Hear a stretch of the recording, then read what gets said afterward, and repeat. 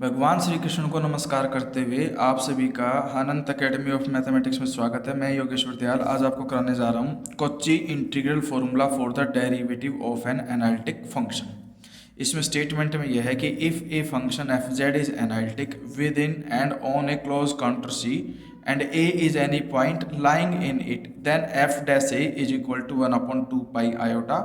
Integration under the curve C f z upon z minus a square d z. यानी कि अगर आपके पास कोई एफ जेड एनालिटिक फंक्शन है within and on a close contour C and a is any point lying in it, अगर कोई point A है जो उस काउंटर सी के अंदर लाई करता है, तब आपके पास जो एफ डैश ए होगा वो 1/2 pi iota integration f z upon z minus a का स्क्वायर होगा। ठीक है, अब इसमें यह है कि let a plus z be any point inside C in the neighbourhood of point a. एक पॉइंट ए लिया, उसके नेबरहुड में एक पॉइंट और हमने ले लिया a प्लस एच, लेकिन वो a प्लस एच भी जो है वो c के इनसाइड में ही है। Then by Cauchy integral formula, अब दोनों ही पॉइंट इनसाइड है तो कॉची इंटीग्रल फॉर्मूला क्या कहते हैं कि एफ ए होगा 1/2 pi iota f z upon z minus A T Z, और एफ ए प्लस एच रखोगे तो यहाँ पे ए की जगह पे एफ न जेड माइनस ए प्लस एच और माइनस ए माइनस एच हो जाएगा, क्योंकि इसमें अंदर देखो माइनस कॉमन लेने पर ये ए प्लस एच रखा जाएगा। फिर नेक्स्ट स्टेप में आप इसको ये लिख सकते हो 2 पाई iota integration f z divided by z minus A minus H. ठीक है, अब हमारे पास डेफिनेशन जो डेरिवेटिव की डेफिनेशन है उसके अकॉर्डिंग हम क्या करते हैं, F a plus H minus f ए करते हैं। ये तो देखो F a plus H minus f ए और डिवाइडेड बाई एच किया, तो इसमें इन्होंने इसमें से इसको सब्ट्रैक्ट करके लिखा और जो अपॉन में एच है वो एच ये रहा, यानी कि 1/2 पाई आयोटा दोनों में कॉमन है लिख दिया, एफ जेड भी दोनों में कॉमन है लिख दिया, अपॉन एच इधर किया तो इधर ये कर दिया, इधर बचा 1/z माइनस ए प्लस एच और माइनस में 1/z माइनस ए, ये कंडीशन बचेगी। अब इसमें नेक्स्ट स्टेप में इन्होंने क्या किया है वो देखिए, 1/2 pi iota f z upon में एच, जेड माइनस ए कॉमन ले लिया यहाँ से और यहाँ से भी, तो जब जेड माइनस ए कॉमन लोगे तो यहाँ बच जाएगा 1 minus h upon z minus a, तो ये देखो ये 1 upon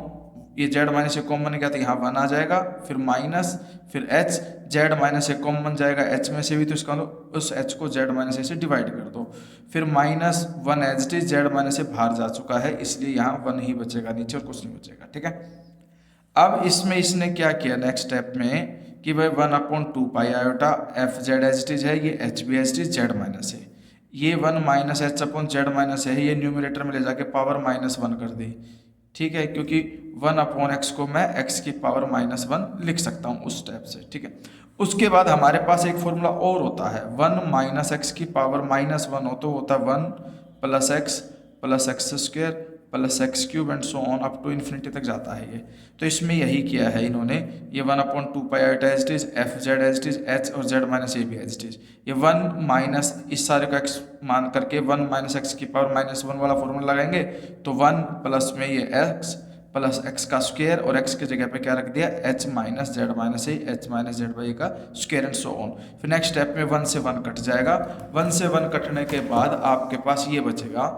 1/2 pi iota f z divided by H Z minus, यानी कि 1 से 1 कट गया, ये कंडीशन बच गई। इसके बाद इन्होंने क्या किया, एच भी कॉमन लेकर एच और ऊपर नीचे कट कर दिया, तो यहाँ 1 बच जाएगा, यहाँ एच बच जाएगा, फिर आगे H square and so on, और वो जो एच कॉमन बाहर आया था उससे डिनोमिनेटर वाला एच कट चुका है इसलिए उसे हम नहीं लिखेंगे। साथ ही इसमें से जेड माइनस ए सब में है कॉमन ले सकता हूँ मैं, तो वो जेड माइनस एक ऑलरेडी था, एक और कॉमन आएगा बाहर तो वो स्क्वायर हो जाएगा। यहाँ से एच भी कॉमन जा चुका बाहर, जेड माइनस ए भी, तो यहाँ तो बचेगा 1 प्लस यहाँ h upon z minus a बचेगा। इस अगले स्टेप में जो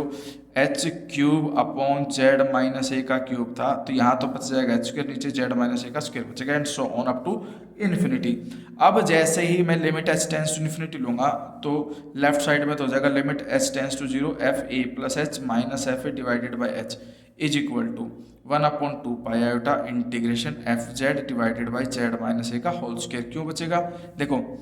एच की वैल्यू 0 डालते हैं, यहाँ से लेकर के हर टर्म में एच है तो सब टर्म 0 हो जाएंगे, सिर्फ 1 बचेगा, 1 को इससे मल्टीप्लाई करके ये कंडीशन आ जाएगी। और ये सारी की सारी डेफिनेशन होती है एफ डैश ए की, इसकी जगह पे हम एफ डैश ए ले लेंगे, इसलिए ये आपकी थ्योरम वेरीफाई हो जाएगी। इसके बाद नेक्स्ट थ्योरम आएगी, वो मैं आपको नेक्स्ट वीडियो में कराऊंगा। तब तक आप इसको देखिए, समझिए, लाइक कमेंट शेयर जरूर करें। धन्यवाद।